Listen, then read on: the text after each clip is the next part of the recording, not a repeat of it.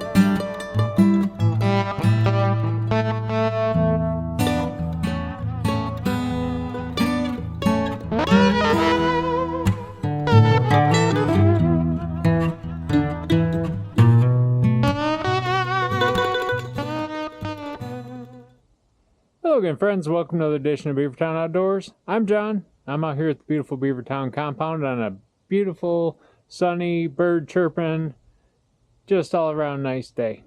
Been a little while since we had that. Weather's been hit or miss lately, but today, yeah, she's Bluebird Day, and it's a great day to buck some logs. So, speaking of logs, that's what I got behind me. Got all these logs over here, which came from an area that I have been cutting. So, in the previous video, I talked about how I want to move the wood yard eventually out to the back pasture area. And to do that, I got to get back there and start improving things. And, well, part of doing that was to cut up the trail, which you can see behind me. That's what I've been doing. So, with all the mud, you know, this area has a lot of trees shaded in. It's a nice little trail, but it's been covered with trees, so it doesn't really dry out that well. So, that's what I'm starting out here, and I'm going to cut back all these trees back here. Not as all of them that you can see, but cut a big swath through, so let more sunlight in. Hopefully dry up the pudding you see down there. So, but I did some cutting over there yesterday. I didn't film that. I just wanted to get to doing it. And that's where all these logs came from. So, got a few nice ones here. So, what I've got here is a bunch of maple. It's a bunch of soft maple. You can tell that by, one, the bark, and two, when you look in the center of the log, you see the dark heartwood is kind of smaller. Hard maple, oak, things like that will have a larger heartwood. So that is soft maple. And then over here was a very large ash tree that we cut back the other day. And yeah. So, you know, nice thing about the ash, it'll, you can see it's already cracking and chucking on the end. You know, when we cut this and split it the Eastimate, it's going to be pretty much ready to sell. Which, I definitely need some more of that. Because I'm sure the campfire and summertime fun burn and people are going to be calling. And in fact, I already had one. And I ended up selling him oak, which he didn't mind, because he had face cord of mixed hardwood from last year left, so he figured he'd just mix the oak in, make it last longer. So, anyway, I'm gonna get set up. I got the UTV loaded up with all the saws, got the bingo marker, and yeah, we're gonna get him gassed up, oiled up, and ready to go. I got the Mingo marker here, and if you haven't seen one of these before, uses a can of marking spray paint and to just run across the log, and it barks every 16 inches. So we're gonna mark these up and then we'll get to cutting.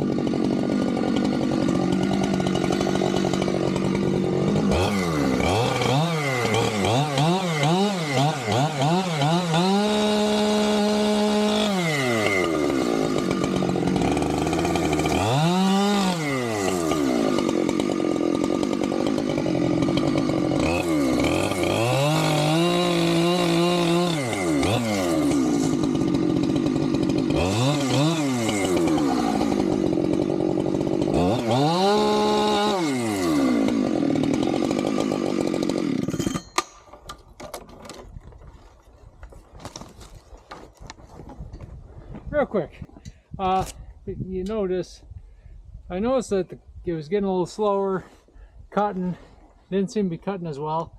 Teeth are still sharp. Best I can tell, none of them have been damaged. But if you can notice, she's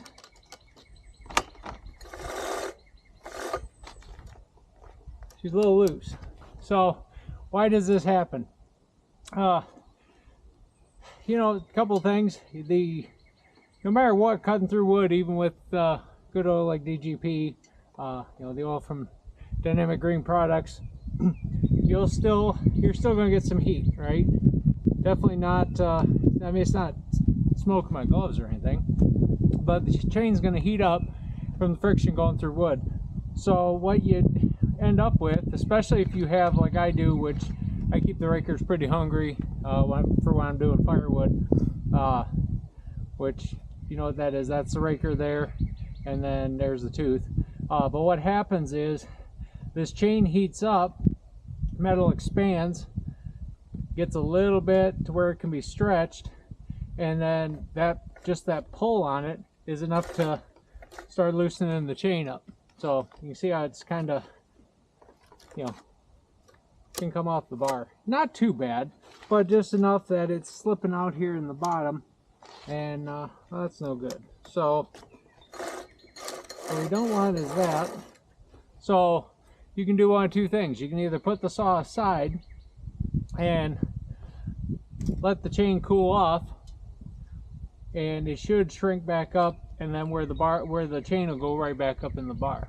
Or you can use your adjuster, take up the slack, and it'll get back to cutting just fine. The only thing I caution everybody with is if you adjust this while it's hot, you need to make sure when you're done for the day that you loosen this back up.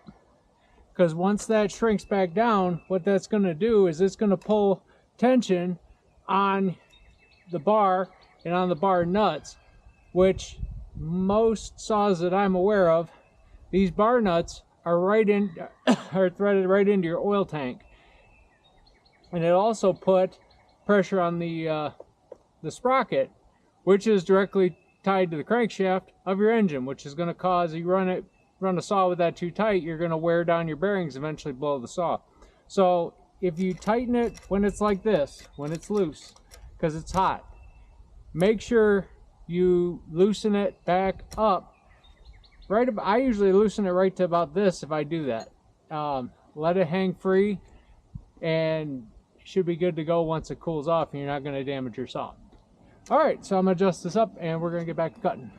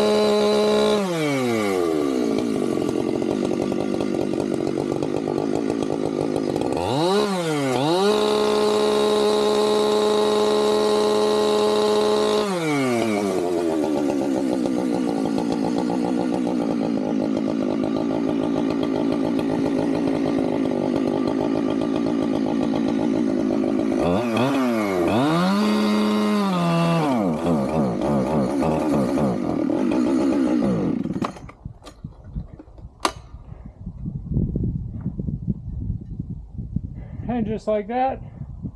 Ran out of gas. Ain't got no gas in it.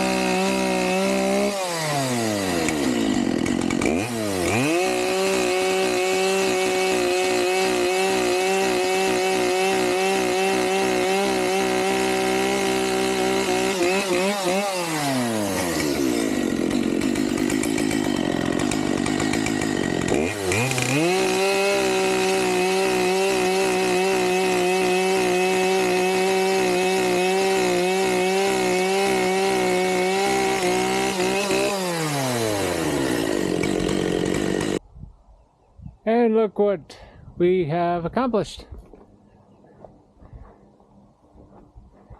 Cut up some maple, all the ash, made some proper rounds to properly test out and use the capabilities of the Easton May 1222. Did quite a bit today. Ran through 2 tanks of gas. Thus Varna did good. Makita Domar did very well. First real run with it with the heavy duty intake kit. Seems to run good. I had to do a little tuning on it. But all in all, a pretty fantastic day. Really nice to be into spring again and getting some real work done, not freezing myself to death out here. But we're not roasting hot just yet. Oh, the sun's pretty warm already. Give it that. So I've missed that. As have most people from the north, the Midwest. No, all of us, we're pretty well tired of being cold. Tired of snow. Yeah, those can all go away now. So anyway, back to the busy season.